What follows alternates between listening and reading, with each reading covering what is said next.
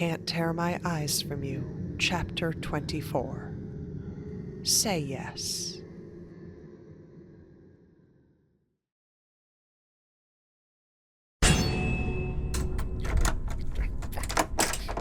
Sticky. I thought I told Al to fix this thing. There. You sit there, not my chair, the bad one. Such a gracious host. No more funny, honey. Sit.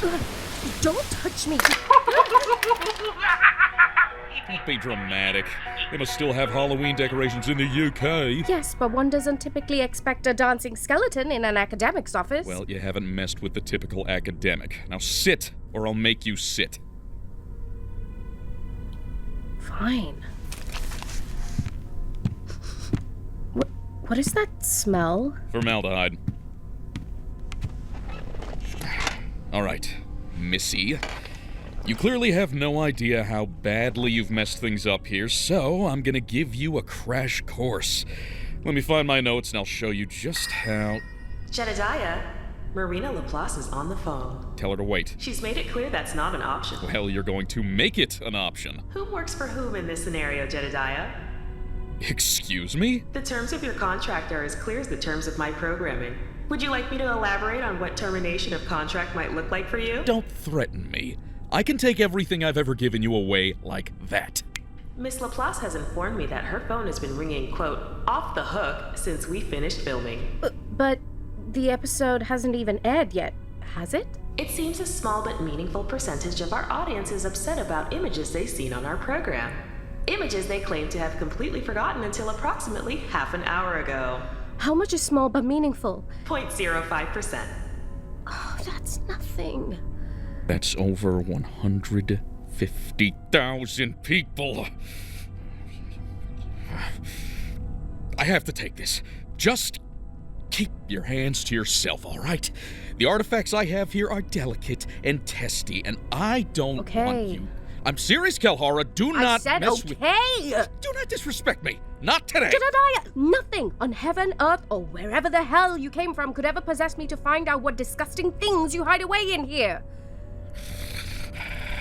Just stay put.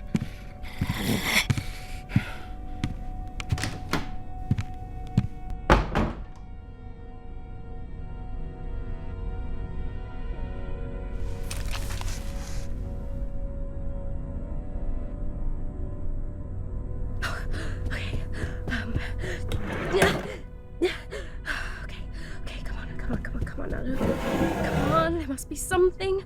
How to force him back where he came from. Anything. Ugh. 1, 2, 3, 4, 5 in cabinets. What must be 30 file boxes stacked on top. Oh, that had better be a long phone call. Where would a killer keep his secrets? That skeleton. Can you understand me? Are you like him? Killer secrets. You're talking about Jedediah. Tell me where his secrets... In a diary?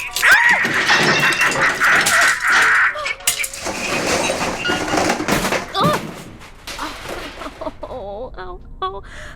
Well, at least those boxes weren't all full. What? It almost feels like leather, except... Oh, God. A hand? Ah! What the hell is going on in there? Look at this mess. Why, Anouk, 100 hours of organization undone in just... Mess? Look at this hand! A severed six-fingered left hand! I don't know what kind of evil rituals a thing like this could... Give me that. Evil? Ever heard of polydactyly? It's a common medical condition. You're ignorant, not to mention insensitive. Shape up. The sixth finger is a... You have a severed hand in your file boxes. Yeah, just a normal severed hand. Just like how Mortimer here is a normal Halloween decoration to tell stupid Halloween jokes. High school.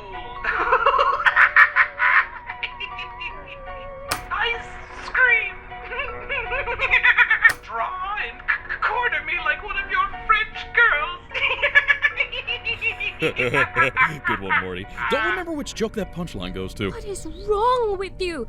If it isn't even magical, why would you keep someone's hand for no reason? Never said that. Ah, there's the rascal. See, I kept a bunch of my research notes on her phone since I kept bricking mine, and she had it fingerprint locked. Ah, you just use that. Glad I held on to this all these years. What? What is it now? You truly have no idea how evil you are, do you? I'll tell you what's evil. When Al called to ask if they could transfer these notes to a new device, they said they'd have to charge me for my own notes. And sure, $3 is $3, but it's also $3, and I'm not paying their blood money. I have principles. Wow. This was your office, wasn't it? When you were human. Human as opposed to what? I don't know. You tell me. Can't.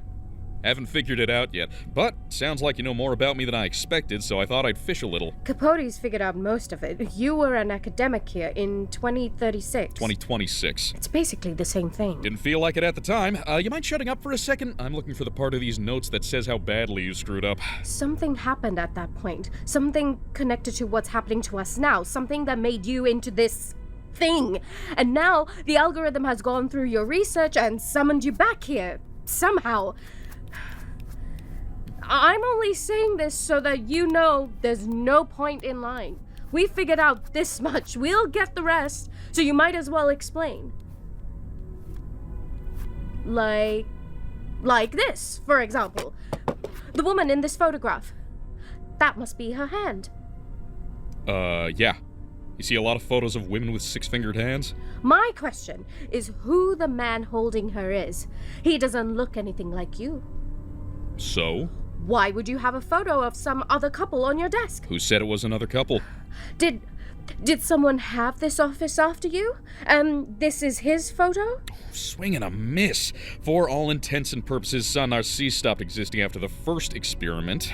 They couldn't give an office that doesn't exist to someone else. What are you talking about? 8 to 8. Jedediah? Audience. Okay. Jedediah! All right. Maybe we can fudge our way through the rest of this thing after all. You got lucky, Kalhara. You and me might just be able to fix this. Why would I fix something I broke on purpose? Because you, me, and maybe even the entire country is going to be in serious doo-doo if you don't. Look, the process is actually really simple. 8 deaths with an audience and some other details we can talk through later. Wiggle room on the exact day. But after what Laplace was saying on the phone, it sounds like we can't afford to stage a killing that doesn't take. Because of the stunt you and Randolph engineered, we're short a death, and as much as I'd like to kill you on tape right now and call it even, that won't work, because the finale to this whole thing needs 2 survivors. You didn't answer my question. Why should I care?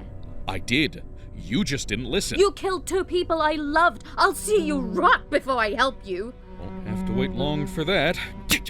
So you missed a death. Fantastic. That means it's over, and you can let us go home, and you can crawl back down to whatever circle of hell. It's too late for that. No, it isn't. You just said. It is. Okay, it is. It's been too late, at least since Georgia died, and maybe longer. We got his attention now. It's too late. You aren't making any sense. Then let me simplify. You know that ripping noise you've heard? That nightmare ocean you've seen on the other side of it? The place I spent over half a century since the last time this went wrong? Think of it this way. When your husband ate that pylon for our audience, we sent out an invitation to something that lives in that ocean. A very special guest, and now he's coming to dinner. The rest of these rules, they're just the recipe for that dinner, and as you can see, our guest is very picky. But the fact is, he's going to be hungry. And what do you think he's going to do if he sees what we've made for him and he doesn't like it? It's going to eat us? Worse. I don't believe you. You do, though. You've seen what kind of worse I mean once before. You think your parents enjoyed ripping their own faces off? Stop it! Looks like my guess was right. You've been through something like this before, haven't you? The chapel wasn't the first time you'd seen that ocean, so you know what lives there. You've made your point. Stop! Touched a nerve. Good to know. But, you're right. Back to business. We both need the rest of this to go well. You're surrounded by evidence. Look at me. I'm the only one left from the first party our guest didn't like, and I need someone to tear a face off every 2 weeks just to commute to work. That's pretty bad. That's what the machine in the woods was for then. And the man with the green bandana. Felt a little sorry for him. Al hired him online, said she needed help opening a sticky jar. Only thing that ended up ajar was his ugly And who mug. killed him? The machine... Someone must have helped you build it. If it was one of us, then... Did he kill that man too? Dennis L? I bet he'd like you to think he could. Before your girlfriend tickled the back of my throat with that knife, I could do it all on my lonesome. But none of these sacrifices work unless a living human pulls the trigger, so to speak. And now, this body's dead, so me and Al are up the creek. Without that backup plan in the woods, hell, it doesn't matter. If I'm going down, I'm taking you with me. And I'm asking you, not as your boss, not as the creative genius who put you on the map, and definitely not as a friend. Friend? I'm asking you as a fellow passenger on this sinking ship of ours. Play nice. The fact is that finishing smoothly is our only shot at making it out of this. And what's that look like, exactly? Now that's the right kind of question. Let's brainstorm. None of this works unless the audience is on board, so we need to hit them with the classics that hooked them from the start. Maybe I'll send you some footage from the focus groups to your room. You can study your tapes. I don't understand why you're relying on me for this. Because you're the final girl. That means you're safe next challenge by default. Bully for you! Man, what's the slop that's got all those piggies out there drooling at the cathode ray trough? Maybe it's not kosher to admit it, but it's the cruelty, right? It's the sneaky satisfaction that you can't believe you get to watch this, that it's legal. It's what the Romans felt watching those lions go breakfast buffet in the Colosseum. There, but for the grace of good programming go I, right? An outlet for the snarling sack of piranhas they call their souls. This is sick. I never agreed. You did. Saw it in your eyes. I But wouldn't... that's a great point, thanks. You're on board right now. But you haven't exactly been a collaborator I can set my watch by, have you? So whatever we come up with, it's gotta be Anouk-proof, unmeddleable. I make, you break, that's natural order. So, unless...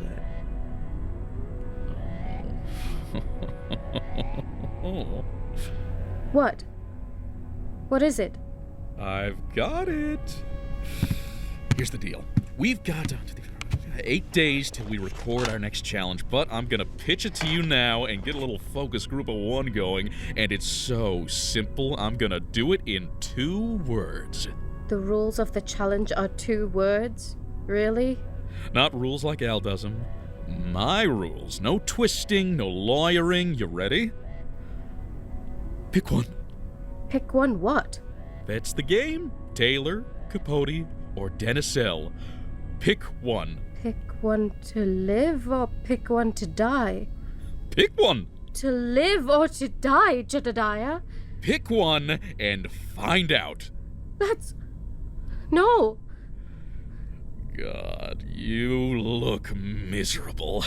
It's perfect. You've got 8 days to pick one, and at the end, we'll find out, live on TV, who you picked.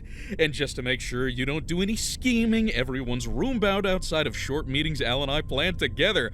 Taylor will appreciate that. His leg's in 4 pieces. Jedediah, this isn't even a game. It's a coin flip. It's an arbitrary, meaningless, cruel... Isn't part of the thrill of shows like this imagining you're playing the game too? If there's no game, no chance. You want all those people out there playing copycat with what we're doing in here? And you call me a monster? That's not... Obviously, that's... I wouldn't worry about it anyway. This show's special. Our audience doesn't have to imagine they're playing. They're already in it. I'll send you some of those focus group tapes. I think they'll help you understand the situation we find ourselves in here. Just remember that we're on the same team because, well, I've seen what happens when our big guest shows up and doesn't like what we've prepared for him, and it's so much worse than you're imagining.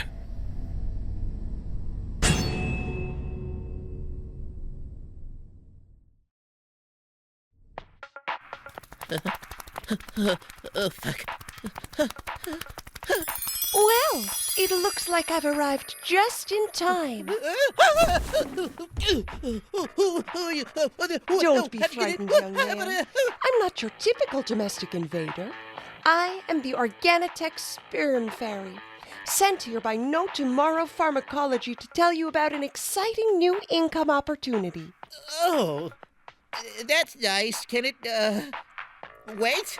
I'm afraid not. You're hard at work generating a valuable commodity, and the Organitech team wants to pay you for it. You want to buy my sperm? Sorry, were you saving it for something else?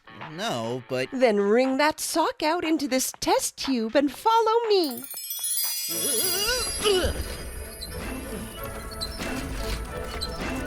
Wow! Welcome to No Tomorrow's Organitech Lab, where all the magic happens. Rest assured that when you sell your semen, you are buying miracles for the whole human race. But what do you do with it? What a great question.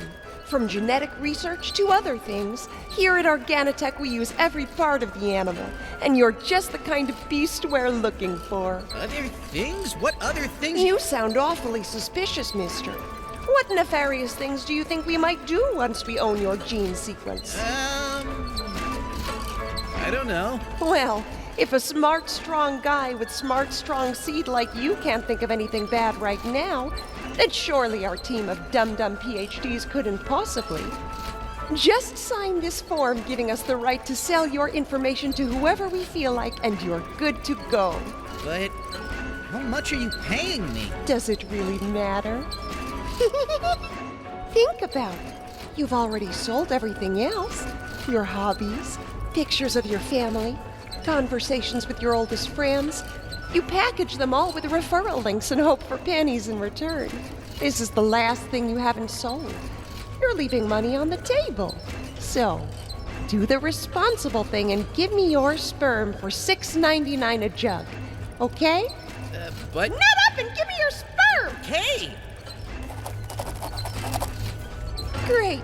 And here's your first residual.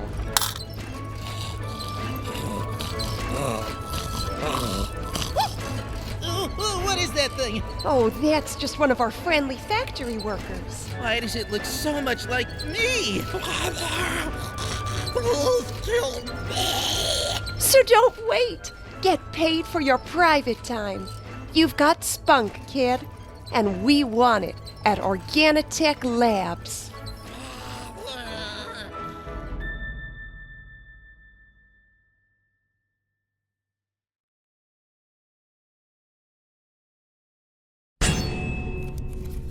And for the gracious host, a mountain, no, that should be a bounty of... That can't be right. Track back to the cipher, position the chart compared against the phases of the moon, superimposed over the conceptual map, this little chain of corners and curly cues comes out to... eyeballs. For the gracious host, a mountain of fucking eyeballs.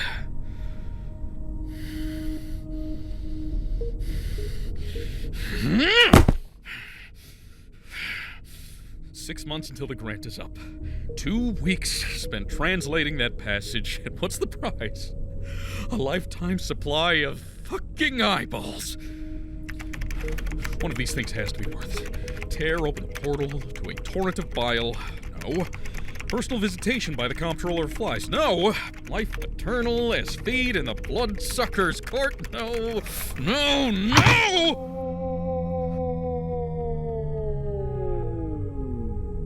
Oh, shit. Oh. No, come on, old girl, don't fail me now. We lose what we got, we're so beyond fucked.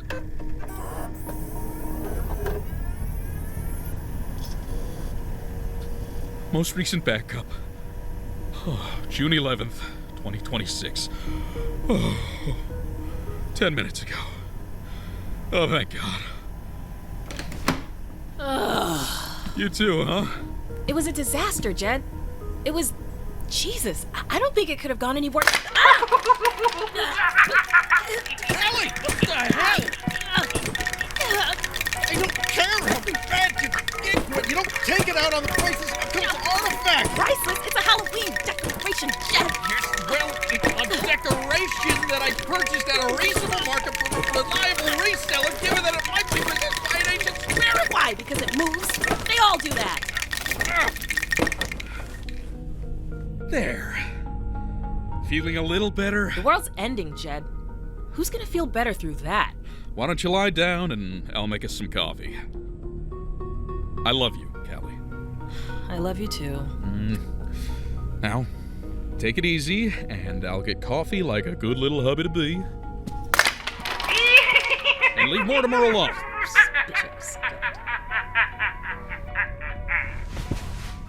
It's just that when you get a personal invite to present your climate research at one of the biggest energy companies in the country, like, it seems reasonable to assume that it's going to go somewhere, you know? It was a good presentation. You worked hard. The presentation was airtight. The research was unquestionable. The package was 216 goddamn pages long. Only someone told you nobody's gonna read all that. And it's so simple, it shouldn't even be a discussion. The world is burning. Your business, being a resident of the world, will burn too. And repairing that is going to be very expensive. And you can protect yourself, not to mention the rest of us, from that expenditure. You can cut your emissions by 50% annually, and the downsizing you'd have to do only amounts to a 15% quarterly dip in profits. 15 for 50. Here. Thank you. Maybe they misheard you. 15 for 50, 50 for 15. They didn't mishear me. Never mind. Shouldn't have said it. Shouldn't have breathed. Shouldn't have been born, They probably. clapped. The CFO had tears in her eyes. Happy ones. Everyone says they're so grateful, says I'm saving the world. Then the next speaker goes up, and before my ass is in my seat, he sold them on a machine that converts 10 miles of polarized cap into a nickel. And that really works? It was a joke, Jed! Huh. Plus, you know what really makes me sick? The speaker after me, Sam fucking Sanders. Who? Sam Sanders! The corporate turd who stalked my inbox for months, convincing me to speak at this thing. You have more than one stalker? So through the rest of the conference, I'm just stewing over what his scheme is. At first, I thought having a climate scientist might just be good for PR, but the Penguin Shredder 5000 makes that hard to believe. Do not ask me if that's real. I am not playing with you. Then I'm wondering if he gets off humiliating women, which, like, maybe, but after all the conference, he wants to chat, says he loves my research, so maybe I can put together a portfolio and we can discuss it over a game of golf sometime. Golf! So, his big scheme was to get you into sports? He wants my work. My sources, partners, grants, all of it. So he can buy them out or discredit them or whatever these pointless, soulless corporate shitheads do. The golf's just the icing on the cake because it means he's either so stupid he doesn't know that golf courses are a nightmare for the environment, or he's so evil that he doesn't fucking care. So, don't go. You think I didn't try that? When I told him which hole he could stuff his balls in, he joked that maybe his subpoena could change my mind. He knows my methodology is good. He knows that once the climate disaster hits the fan harder than it already has, these companies are going to be pissing themselves to lose only 15%, and he's dedicated to taking me down before that happens. Honestly, Jed, I think if I wasn't so pissed off, I might just roll over and fucking die. Well, we can't have that. And that's why you got your Jedediah. You take care of the world and I take care of you. Got you something. You did? Go ahead and open it. Okay.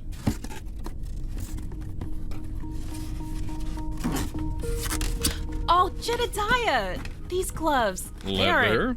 Of course. Luxury mycelium leather. Totally vegan. Check the left hand. You didn't. Go ahead and check it. Oh my god, Jed! These have a home for Babyfinger.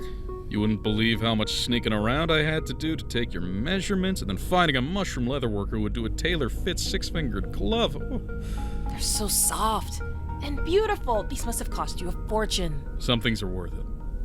Jed, I don't know what to say. Well, you could say yes. Say yes to what? Oh, you know. God damn it, there's always something. I'm not saying there are strings attached. I was just thinking that my Callie is such a perfect fiancée, and I know she'd support Oh my me. god, would you just say it, please? I need your help with the ritual.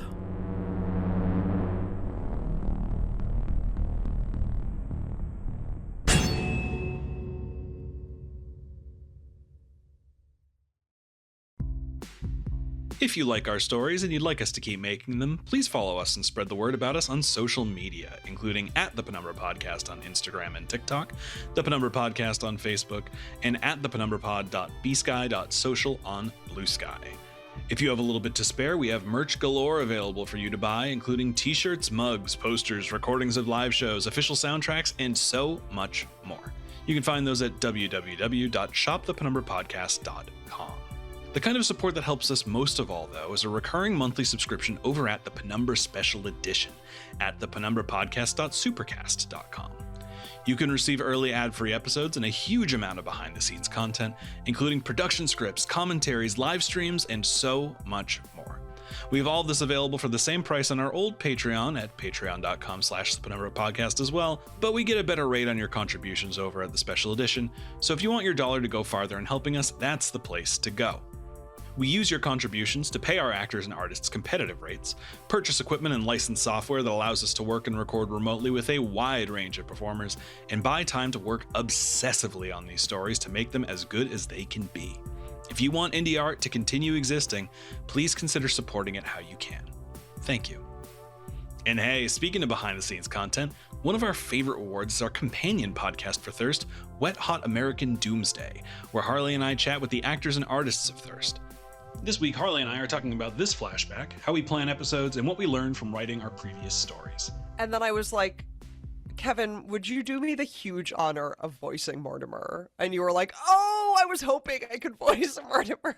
I took this role so seriously. You went off. You went absolutely off. It is the performance of a lifetime. It's so good. Thank you. I really appreciate it. I truly think Mortimer steals the show. Not to denigrate the other actors who are fantastic. I just love this so much. Can I talk very, very briefly about my process for performing Mortimer? We'd also like to give special thanks to our endless gratitude tier supporters who give so generously to keep our show alive. Michaela Bear, Skyfire Forever, Radius Ulna, June Gishoku, Rain and Pippin, Kiki's Podcast Patronage Service, Gregory Seidman, Ari Berry, Jay Hull, Desert Willow, Eden the Gay Bookworm, Spooter Newt, Jack M. Cohen, Tanya's Robot Repair, Charlie Kane, Joey Minshew, in memory of Spiral Opal, and Genetic, thank you all so much. Chapter 24, Say Yes, was performed by Melody Perera as Anouk Kalhara, Alexander Stravinski as Jedediah Jordan and the Organitech Sperm Donor, Kevin Vibert as Mortimer the Normal Halloween Decoration, Harley Takagi Kaner as the Organitech Sperm Fairy, and Tooky Kavanagh as the Algorithm and Callie. The Can't Tear My Eyes From You theme was written by Harrison M. Beck. Our composer is Ryan Vibert. Our graphic designer is Jeff Wright. Our head of operations is Ginny D'Angelo. Thirst and the Penumbra Podcast are created and produced by Harley Takagi Kaner, our director and sound designer, as well as Kevin Vibert, that's me, our lead writer. For additional credits, including credits for ensemble roles, our script editing team, our transcripts, and more, check out the show notes for this episode. That's all the apocalypse we have time for today. Thanks for listening, and stay hydrated.